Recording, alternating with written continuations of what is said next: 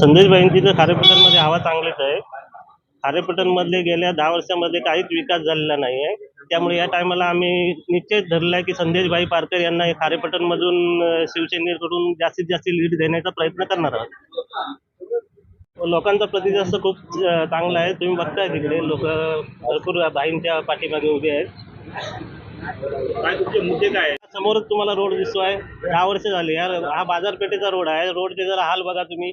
गेल्या वर्षीच एक रोड बनवला होता बाजारपेठेमधला 2 महिन्यापूर्वी. तो रोडचा जाऊन खाली तुम्ही जाऊन निरीक्षण करा की त्या रोडचा काय हे आहे ते हाल. प्रतिसाद खूप चांगला आहे.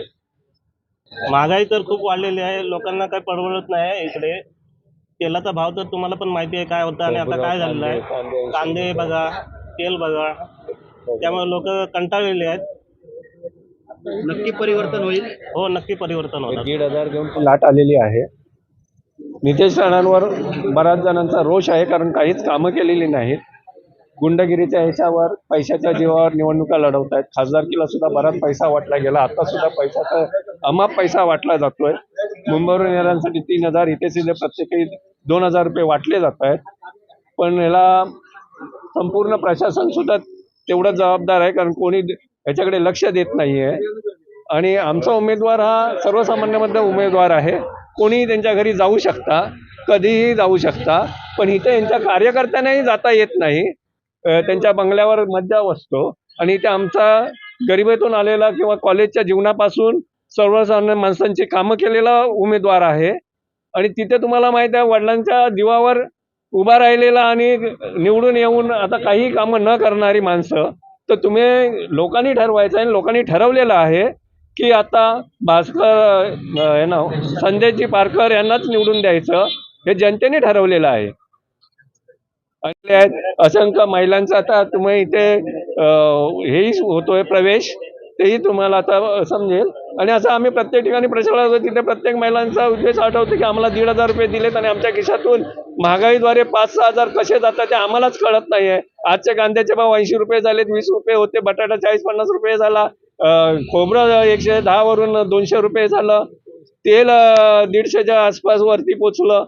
हे सगळी महागाई पसरत चाललेली आहे. त्यामुळे तो रोष त्यांचा नक्की आहे. आणि ह्याने फक्त मतांसाठी, म्हणजे लोकसभेत हरल्यामुळे ही लाडकी बहीण यांना आठवली. याच्यापूर्वी यांना लाडकी बहीण नव्हती. आणि एकीकडे लाडकी बहीण म्हणायचं आणि काही ठिकाणी महिलांवर अत्याचार होत आहेत, त्याचं समर्पण करायचं. काही ठिकाणी कटेंगे तो बटेंगे, बटेंगे तो कटेंगे असे नारे द्यायचे.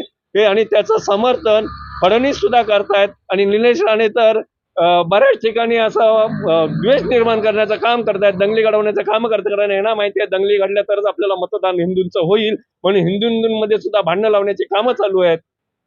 सेना विभाग प्रमुख संदेशभाई आपले युवा पिढीसाठी एक युवा कार्यकर्ते आहेत. खूप चांगला प्रतिसाद आहे युवासाठी त्यांचा. युवा पिढीसाठी ते चांगला संदेश देतील आपल्याला. सर्व युवा सेनेने त्यांना प्रतिसाद द्यावा ही विनंती करतो. नमस्कार, जय महाराष्ट्र.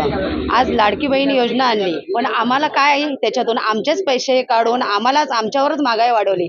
आज 1,500 रुपये दिले, परंतु लगेचच महागाई एवढी वाढली. एक नारळ 20 रुपयाला मिळणार नारळ आज 35 रुपये 40 रुपये. साखर 50 रुपये किलो. तेल पिशवी मिळणारी 100 रुपये 80 रुपयाला आज 150 वर गेली. कांदे मिळणारे 20-30 रुपये किलो कांदे, 10 रुपयेपर्यंत 7 रुपयापासून कांदे मिळत होते, ते आज कांदे 80 रुपयापर्यंत गेले. लाडकी बहीण त्यांना आत्ताच कशी काय दिसली? ज्यावेळी ते लोकसभेला पडले आणि आता त्यांना कुठेतरी वाटलं की बाबा आता आपलं काहीच चालणार नाहीये, त्यावेळी त्यांनी आज लाडकी बहिणीला जवळ घेतले. कसे काय घेतले? तर काही न मिळाले तर आज केवायसी साठी किती एका बहिणीला जवळजवळ त्या 1,500साठी बँकेमध्ये जवळजवळ 5 ते 6 वेळा जावं लागत होतं. जेव्हा झिजवले ना त्यावेळी आमचेच पैसे आमच्यावरच कर वाढवून किंवा आमच्याच वस्तूंवर सगळ्या महागाई वाढवून त्या 1,500 रुपये आम्हाला दिले त्यांनी. आणि दिले आणि त्याच्यावर धमक्या सुद्धा आहेत त्यांच्या की बाबा बघू त्यांच्यावर जर कोण फिरत असेल तर त्यांचे फोटो घ्या, त्यांचं काय करायचं ते आम्ही नंतर बघू. म्हणजे हे काय आहे? म्हणून आम्हाला आता यांची हुकुमशाही अजिबात नको आहे. म्हणून आम्हाला आमच्या हक्काचा उमेदवार आणि आमचा असा उमेदवार आहे की प्रत्येक घराघरात जाऊन पोचणार आहे, लोकांच्या समस्या ऐकणार आहे. दरारी नाही, कुठे गुंडगिरी नाही, असं काहीच नाही. एवढा आमचा चांगला उमेदवार आम्हाला निवडून द्यायचा आणि आमचे जे काही हक्काचे अधिकार आहेत ते आम्हाला मिळवून घ्यायचे आहेत. म्हणून आम्हाला हे सरकार अजिबात नको आहे. आतापर्यंत आम्हाला त्यांनी सगळ्या महिलांवर दिवसेंदिवस अत्याचार होत आहेत. काय हे सरकार करत आहे? प्रत्येक वेळी काय असेल ते दर दिवशी महागाई आहे, परंतु आमच्यावर समस्या किंवा काय पाहिजे असेल तर आमचं कोण निरसन कोण करत नाहीये. काय आहे आता कसं आहे, महिलांचं म्हणणं घेत आहे ते प्रत्येक काही जणांचा आम्हाला भरपूर प्रतिसाद आहे की आमचेच पैसे देऊन आम्हालाच काय करतायत, विकत घेण्याचा प्रयत्न करतायत. हे प्रत्येकीचं म्हणणं आहे की महागाई 1,500 रुपये दिली आणि प्रत्येक म्हणजे त्याच महिन्यापासून कशी महागाई जास्त वाढली. हे प्रत्येक महिलेचं हे म्हणणं आहे. महाराष्ट्रात सत्ता सुद्धा येणार आणि इथे विजयी पण आमचा उमेदवार होणार, कारण आमच्या उमेदवाराने आतापर्यंत कुठेही गुंडशाही केली नाही आहे, कुठेही कोणाचं काही असं बळकावून घेतलेलं नाही आहे. त्यामुळे आमचा उमेदवार हा निश्चितपणे निवडून येणार. नमस्कार, मी विद्या कुलकर्णी. मी उद्धव बाळासाहेब ठाकरे या गटातून त्या पक्षाची कार्यकर्ती म्हणून आज मी तुमच्या समोर सर्वांसमोर येत आहे. आणि फक्त एवढंच सांगणं आहे की जे तुम्ही मतदान करणार, मतदानाला हे अनमोल आहे, ही किंमत नाही आहे. किंमत म्हणजे त्या करताच येणार नाही असं हे आपलं मतदान आहे. हे मतदान 400, 500, 1000 रुपयाला देऊन तुम्ही फक्त ते विकू नका. कारण जर 500 रुपये तुम्हाला दिले तर दिवसाचे 28 पैसे तुम्हाला मिळत आहेत आणि 28 पैशामध्ये तुम्हाला काय तुम्ही घेताय हे प्रत्येक माणसाला कळलं पाहिजे.